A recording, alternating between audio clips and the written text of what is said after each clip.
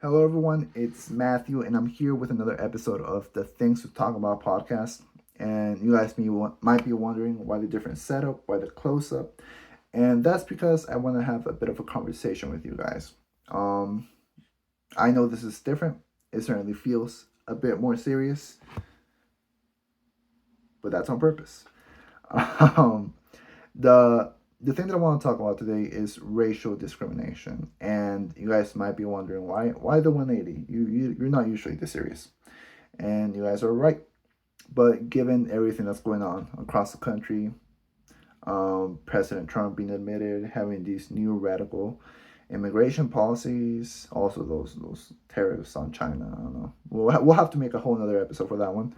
But I really just wanted to get a conversation started because that's really what it's about. People are just saying things, throwing a comment out here and there, news outlets, they're just quoting people, but they're not really starting a conversation. And I feel like that's what you want to do. You want to tackle the issue from many perspectives and see where you get. Maybe he's right. I personally don't feel that way, and I will list some things here that hopefully will sway you in the same direction. But if they don't, that's okay. But that's what it's about, starting a conversation. And as you guys know, I came up in a Mexican family.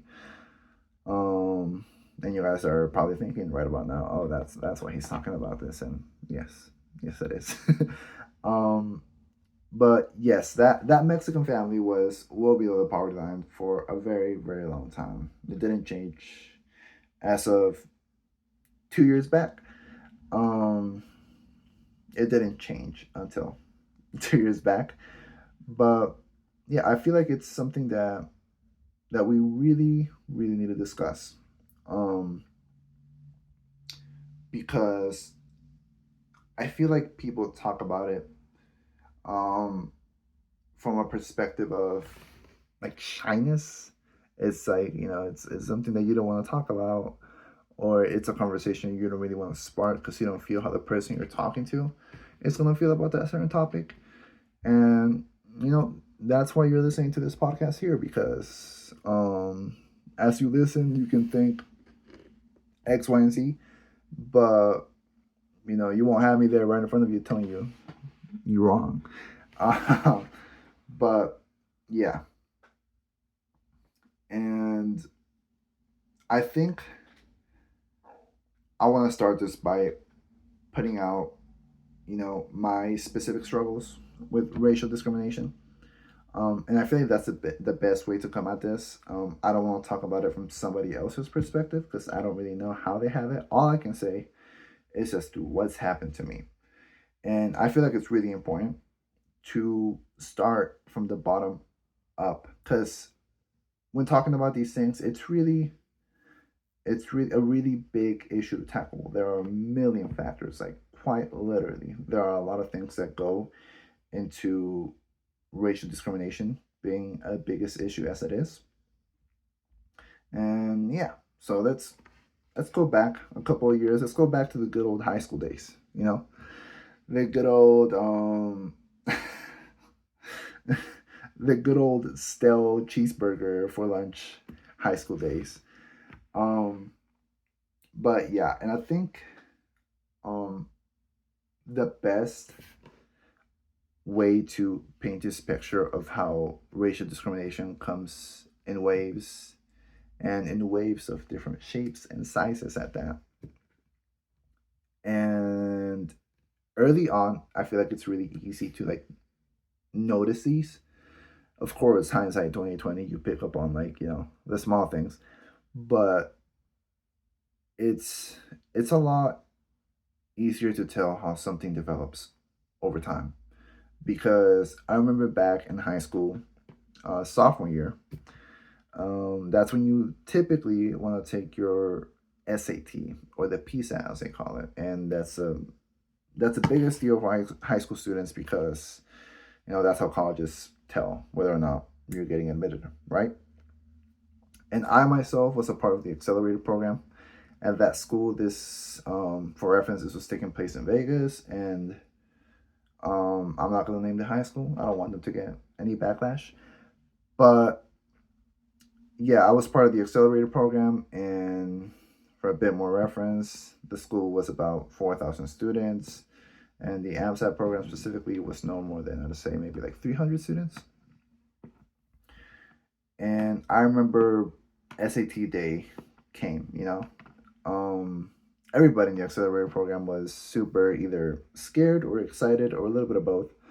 And I remember just going to the classroom and being like, all right, let's do this. And when I walked in, I was a bit surprised because I wasn't with my usual classmates. I was with the zone kids, as my classmates like to call them.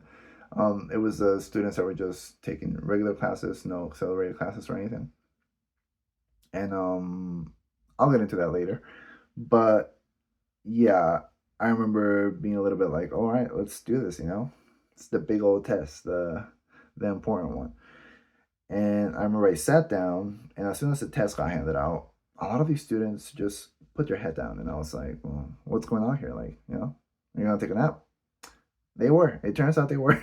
They were in fact taking a nap, and I found it a little strange. And I took my test, and I was expecting them to eventually get up, but they didn't. Long story short, they didn't even fill their name in that test. I remember going home that day and talking to my aunt, who just happened to be 4 years ahead of me. So at this time, she was already starting college. And I remember talking to her and being like, yo, these kids just didn't take their test. Like, I wonder if they already took it or they were planning to like take another one at a different time. And I remember she told me that a lot of some students don't even know what the SAT is. And I was like, well, what do you mean? It's like the biggest deal if you want to go to college. And she was like, yeah, if you want to go to college. And the neighborhood that I lived in, I lived right next to the school, and it was mostly Mexicans, like Latinos, but a lot of Mexicans. And I guess at the time I wasn't aware that a lot of those kids growing up in that specific neighborhood, college was never in the picture. And I was like, well, the school is still there. Why are they not telling them, like, hey, the SAT is coming up, read this, study that? It's not that hard. Just, some guidance is really, it would be nice at least. I won't say that's all it takes, but it would certainly be nice. And she was like, yeah, no, you guys have known this for a while, and they didn't find out they were taking the test until the test. Not that it was that big of a surprise. This is coming from her mouth, saying not that it was that big of a surprise for them because college was never in the picture for a lot of them. And I was like, huh, wasn't that something? And same thing with myself. At that time, I was a spectator, right? I was just witnessing it happen. I was like, well, this seems like a shitty situation. But then, as the months went by, the years went by. When you're in high school, time slows down for some reason. Uh, I remember being in the classroom, and maybe the whole class was struggling with one stupid little math problem. And I remember sometimes how to crack it. And every time that I managed to do something as simple as crack a math problem, everybody would look at me and they'd be like, wow, you did it? And I'd be like, well, we're in the same classroom. Why is this that big a surprise? It's not like I was dumb. So I'd be like, why is this that big a surprise? And it happened so much to a point where I eventually noticed, like, oh, is it because like I'm the only like Mexican kid here? Keep in mind I'm surrounded by a bunch of like Asian and white kids. So whenever you're the only one apart and you're the one that solves a hard problem, everybody's wondering like, whoa, I didn't know you were this smart. And same thing is flowing through my head. Why wouldn't I be? um and it's not only like these things were taking place in the classroom, and I know these are small things, but they build up. um in the in the relationships that I had with friends, I would sometimes visit their homes, which were very far away from mine, on the city borders, and I'd be having dinner with her family, and they'd ask me like, "What are your plans?" And I'd tell them, college, this and that, what I wanted to do, chemical engineering, and they'd be like, "Wow, like that's really good for you. Like, you know, good job. But they'd always say it with a sense of surprise. And I found that strange because their kid was also going to college, and it was a big deal from this is the next stage in your life type of perspective, but never from I can't believe you're doing this, because college was always in the picture. And so whenever they would say it like that, I'd be like, well, that's a little weird. You seem a little bit too excited. um, and same thing in the home. My aunt would tell me these stories about how when they were, for reference, she's extremely smart, way smarter than myself. But she'd tell me these stories when she would finish a test first, and she's of course she's Mexican too, and it was a very similar setting, mostly white and Asian kids. And whenever she finished the test and handed it in, the teacher would be like, "You finished it first?" And I remember she told me that the first time her teacher did this, keep in mind this happened multiple times, but the first time her teacher did this, she took the test and said something to the lines of, well, I'm gonna see what you did wrong. And lo and behold, she didn't do anything wrong. She got a perfect score. And I just found that strange because it's the teacher, it's the person guiding you, and they too don't expect much from you as a student when you're a little bit different than everybody else. And as time passed by, looking now just a year back, I've come to realize that it's really just how the world is and how the world views Latinos in general, where if they're in a profession where they're not expected or they're doing something that's not doesn't really, for lack of a better word, pertain to them, they either act really surprised in a sort of snarky way, or they'll be taken aback. And my aunt is a very important figure in my life, which is why I keep referencing her. But eventually, she got a job at Tesla. She graduated from the University of Nevada, Reno, as an electrical engineer, and she went to work for Tesla, like on the factory lines, just making sure that everything was working properly. And she told me how there were a lot, like surprisingly, she was surprised by this too. There were a lot of like Mexican engineers working there at Tesla, but like actual Mexican engineers, like they were born in Mexico, graduated over there, and got a V1 visa. That's like a worker's visa, to come in and work for Tesla. And I remember she tell me these things of how hard they were working as opposed to like every other engineer there, people who graduated here in the United States. And she led me to the fact that like if you're born here and you get a certain career here, like the employment um, standards here in the U.S. apply to you. But if you come with a worker visa, even if you have the same qualifications as everybody else here, you'll be treated a little bit differently. Because if you lose your job, nothing upholds that visa anymore. So you will be sent back to wherever you came from. And for a lot of those Mexican engineers, this is their one shot. Even though they already went through all the rigorous academics, this is their shot to really start making some real money. And they're really pushed to the brink. They're made to work less as if they're in construction. Um, and I always found that weird because it seemed like even when you came up based on your merits, you weren't quite done. You still always had something else to do. And this is not the only way whereby people experience racial discrimination in this country. And I know I keep on mentioning Latinos, but like I said, I'm talking from my own perspective, the perspective of my people, and what I've seen personally. Um, Here are some fun facts that I think you could correlate to each of the things I said. Where about 70% of Latinos avoid seeking medical care in fear of discrimination. Now, I thought, as I was doing research for this, I thought that was insane. Um, I'll have a list of reference in the links down below so you guys can see these for yourselves, see the sample size and all that. But personally, I thought this was insane because something as simple as medical care should not be withheld. It lowers life expectancy. It has so many implications, and the fact that like a fifth of the Latino population here in the United States is not seeking medical attention is mind-boggling to me. And along the same lines, 33% experience discrimination when seeking a job, which again just lowers yearly income. And there's a very similar statistic where 32%. That should tell you when you're differencing 1% in statistics, the sample size is somewhat significant.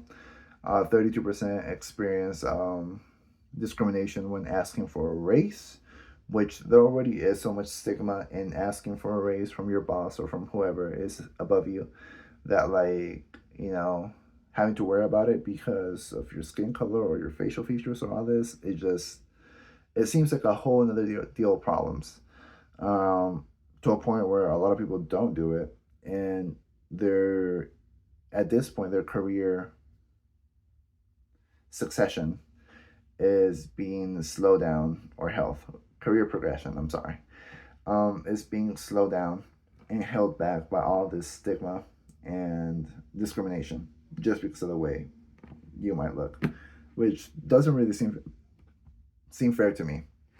And another one is this one here I found really interesting, whereby lighter skinned Latinos earned approximately 2,500 more bucks than darker skinned Latinos. And now you may think, well, 2,500 bucks, that's not really a lot. If you're saying it's pocket change, then you should not be watching this podcast episode right now. but it's still a considerable amount, especially right.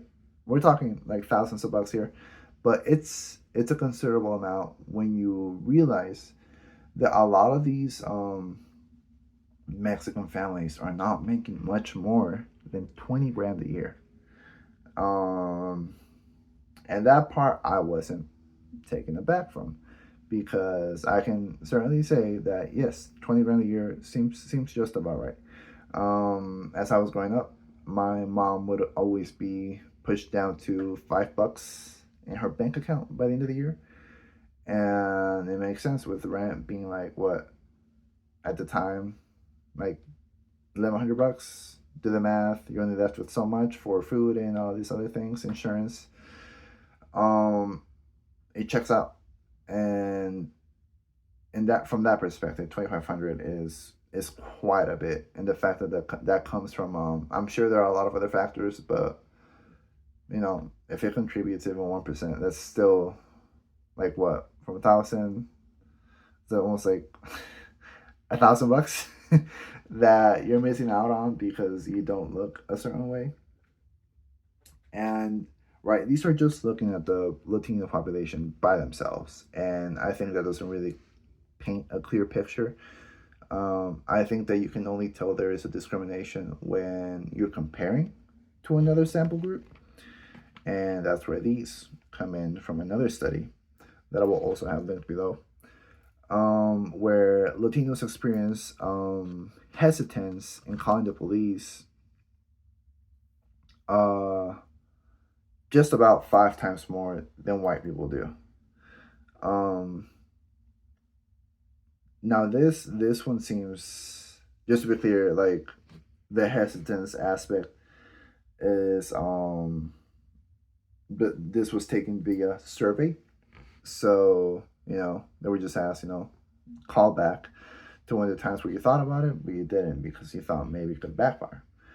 And well, there you go, 5 times more than white people. And now I think that's similar to the medical care situation, whereby it's to a point where maybe safety is then put in jeopardy if you hear something going on, or if something is happening right in front of you but you still don't call the police because you feel like something might happen to you if you do. And same thing, they experience 4 times more police discrimination when compared to white people. Now, this I have a little fun story about myself, um, which is very common. This one time I went for a bike ride. I visited my mom at work, and I biked it up all the way to her work, and then I came back to my house. And as I was going down the road, this cop car like turns on their siren, and I was like, "Oh snap! I must be on its way." I didn't hear the cop car behind me. I had my earbuds on, and so I get out the way, and then the cop car like stops right next to me, and I was like, "What's going on, officer?" And he's like, "Put your bike down and stand up straight. Let me see your hands." And I was like, "What?" Like, I'm riding my bike. Cool bike, cool bike. I had my full biking outfit on. I was going fast. And the cop tells me to put my hands against the vehicle, like the cop car. Keep in mind, I'm on a bike. He tells me to put my hands against the car, and then he starts patting me down, and I was like, interesting. Like, why is this going on? And I asked him, I was like, why is this going on? And he just told me, let me finish what I'm doing, and I'll explain everything to you afterwards. And I was like, okay. And I had a little fanny pack on, and he was like, can I see your fanny pack? And I was like, well, why didn't you see that? Like, it was very clearly like I was going out for a bike ride, trying to be fit, trying to go visit my mom. Two birds in one stone. And I was like, why do you need to do that? And he was like, doesn't matter. You need to do what I'm telling you. And I was like, well, all right. And I didn't have anything. My wallet and my earbud were in there. And I didn't notice, and my rear light on my bike had turned off. And he was like, well, next time, don't let that happen. Um, you can't do that. And I was like, I'm not sure there's any law that's saying explicitly that I that I have to have a light on the back of my bike. It's more of a safety thing. Correct me if I'm wrong. But I found that very, very strange. And it got to a point where I believe, now I don't really know how cops can hand out tickets. I don't know if he was going to give me a fine. I don't know what was going on, but he was asking for my ID. And I was like, I don't have it on me. I was filling out some forms for school before that. So I had left out my ID on my desk back at home. And he was like, well, you're in luck because I was going to give you a ticket. And I was like, what? Like, what did I do? Like, pardon me not having my light.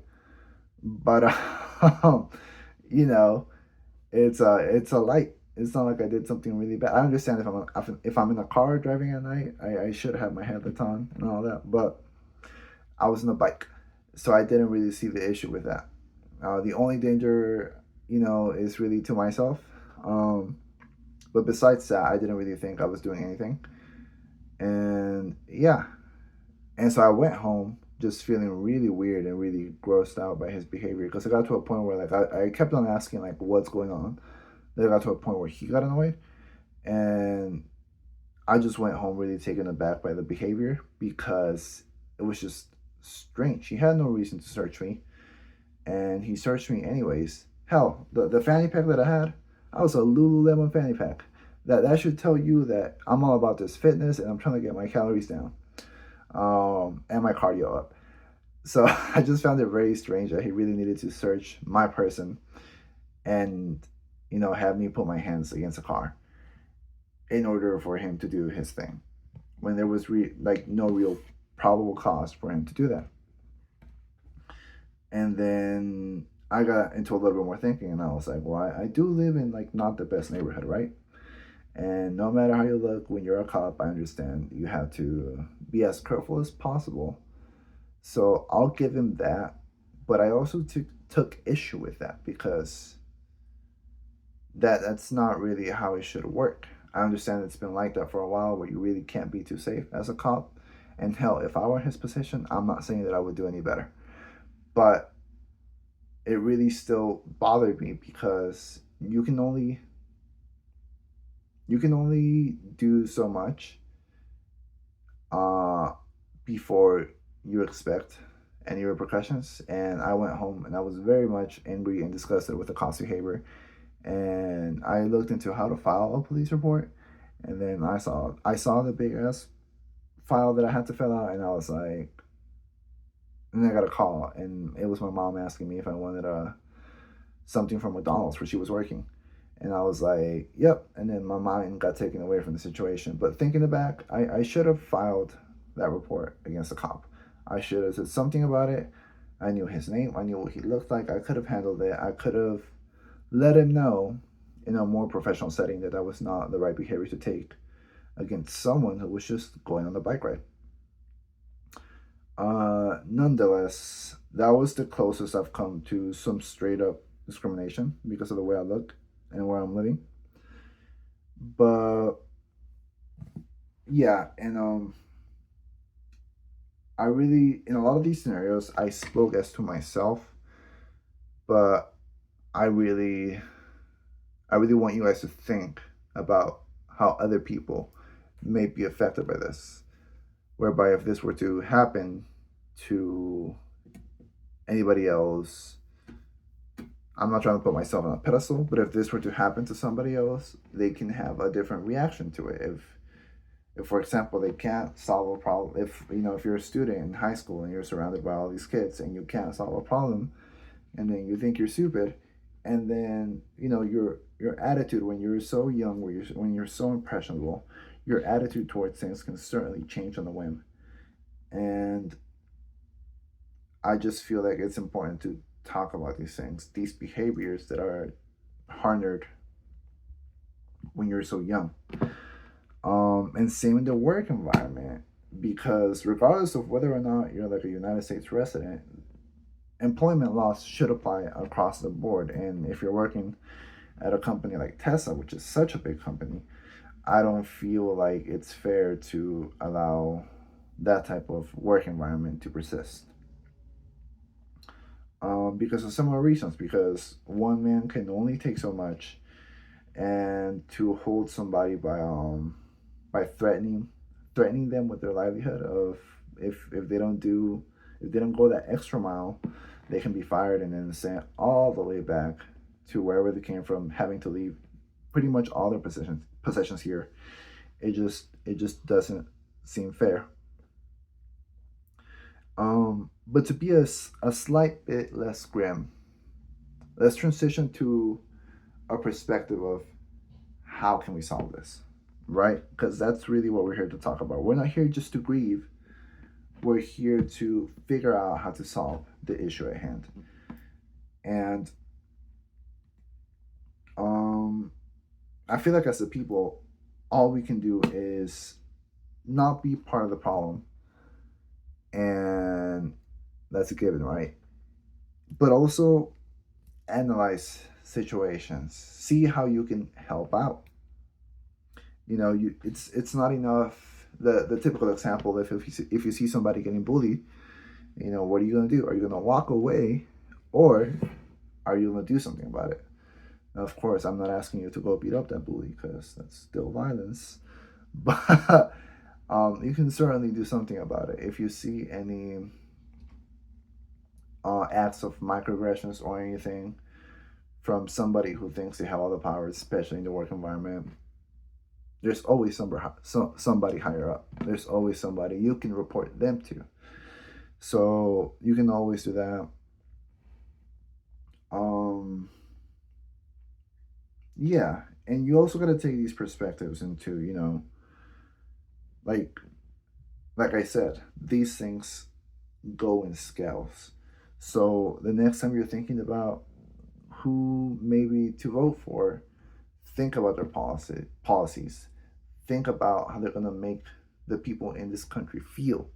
Think about what type of movement you're gonna start. Because when you have a president say things that are very radical, that will certainly appeal to one group of people, but that will have an adverse negative effect on another group of people, you really got to think like, is it worth it? Is it really the right way to do things?